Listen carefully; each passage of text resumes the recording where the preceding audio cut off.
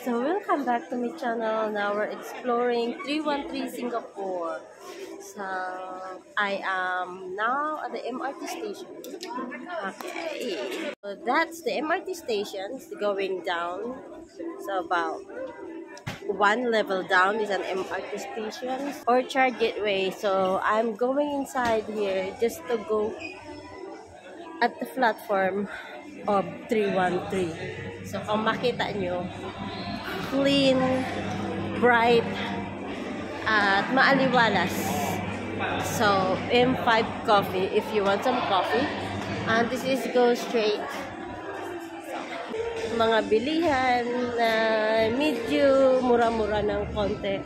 Ano yan yung salon. So, just going straight. So, dito, paglabas mo talaga ng MRT, ang ano na yan, mga bilihan na yan, kainan, ayan, mango ice, parang sorbet siya. So, ayan, nakita mo na. Yun. So, I am going to level 1. Ayan, mga kainan yan. Kainan.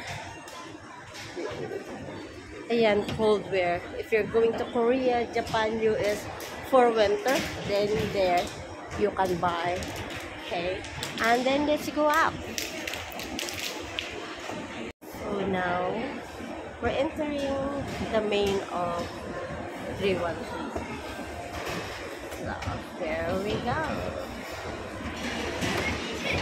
From MRT station going up. So from MRT station, so I'm in a level 1. So dito, makikita mo na, puro na dito mga kainan. Nagugutom ako at yung harap ko talaga is hot pot barbecue. 3-in-1 buffet hot pot. Ay, ang sarap. So yan. So going down here. So there's a 4 fingers. 4 fingers is masarap na chicken. This is already Orchard Central. Orchard Gateway. Guzman Y. Gomez yun. Masarap din yan. So ayan, going. So mahaba yan. Mahaba yan doon. Going there.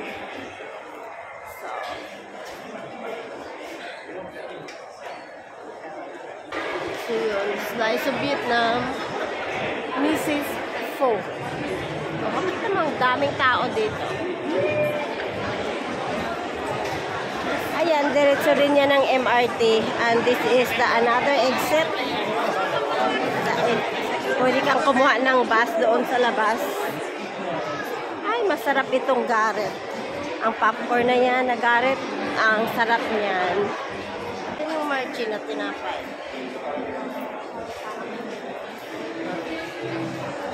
Sarap.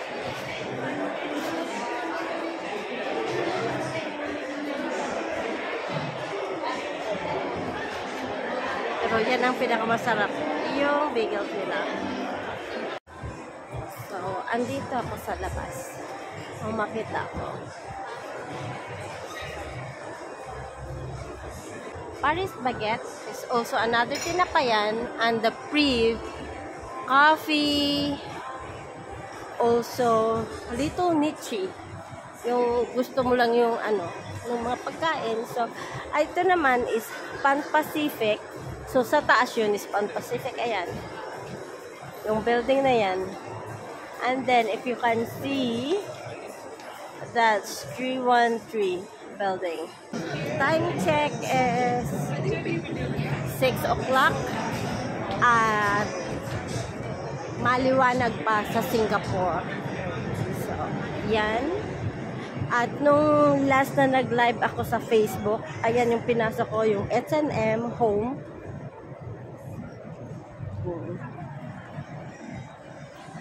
So, ito is punta na to, Orchard Road na ito. Makita mo. So, ayan, Orchard Road na yan. And very soon, may decoration na. So, makita mo, sobrang daming tao. So, here. And then, makita mo yan. Diyan, maganda din yung tambayan dyan sa taas. Pwede ka rin kumain. Says, yan. Ganda yung ano doon. But focus tayo dito sa Orchard Shopping Center. Feel dahil dyan ako galing. It's 313. You can see. That's 313. And that Pan Pacific Hotel. Said that it's nice and clean, and Puhing, of course, is a #1 grade of gold in Singapore. Maglakad ako dito along the road. Ay, actually, umpisa na pala yung yung decoration ng Christmas. Perfect yung pag-vlog ko Umpisa na siya. Okay, I'll show you. It's, what's now? October 8th, and it started. Okay, here.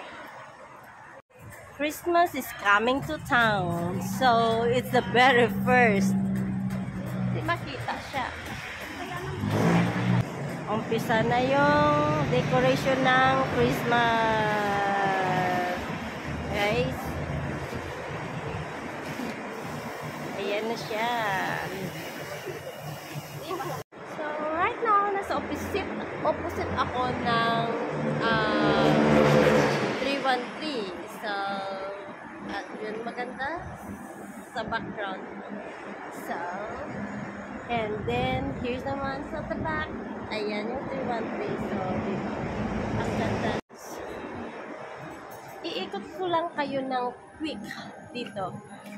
Kung saan yung andyan, mostly is bar siya. So, doon, makita mo marami ding tao. Dahil bar nga yan dyan. Ayan. It's just a bar. So, pero, maganda yung mga kulay ng mga bali, old building ng Singapore na inayos nila para ma-preserve naman yung parang tawag nito yung old ng Singapore way, pero yan ang ganda yan, ayan, ganda yun. So, and back yan yung 313 na pasok, pero ang ganda ng dun sa taas yan. So, balik ako dito.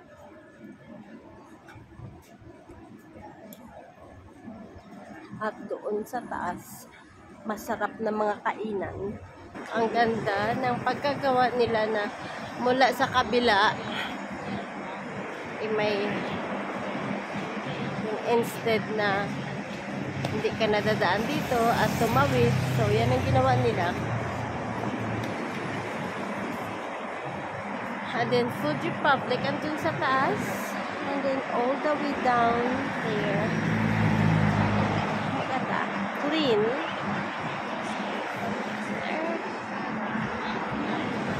Yung building, yung orchard, central sa taas, yung makita. So, yun yung ganda.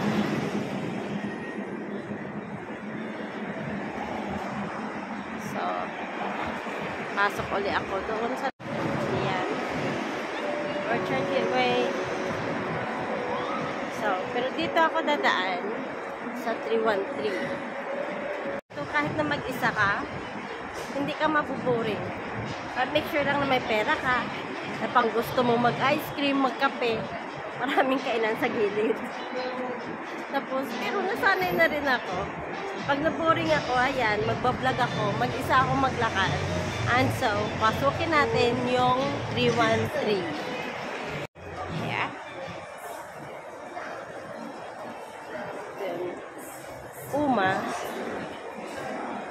And Rabenko. Tingnan yung mga bag ng Rabenko. Ayan yung gustong-gusto ko na bag. Ayan yung gustong-gusto ko. Yan. Ganda. Yung parang design ni King Chu.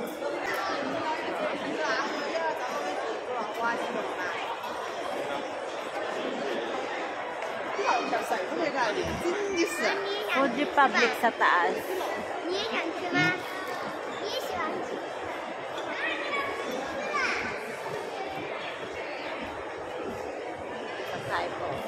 Typo is maganda yung mga klase ng water bottle nila, stationery, at maraming mga bagay-bagay na makikita ka sa Typo.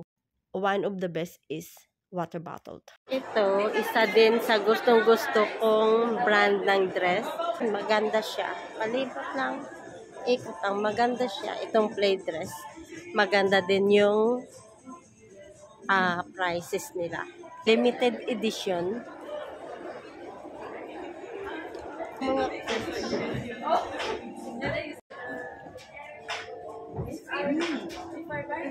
Dito, pera lang ang kulang.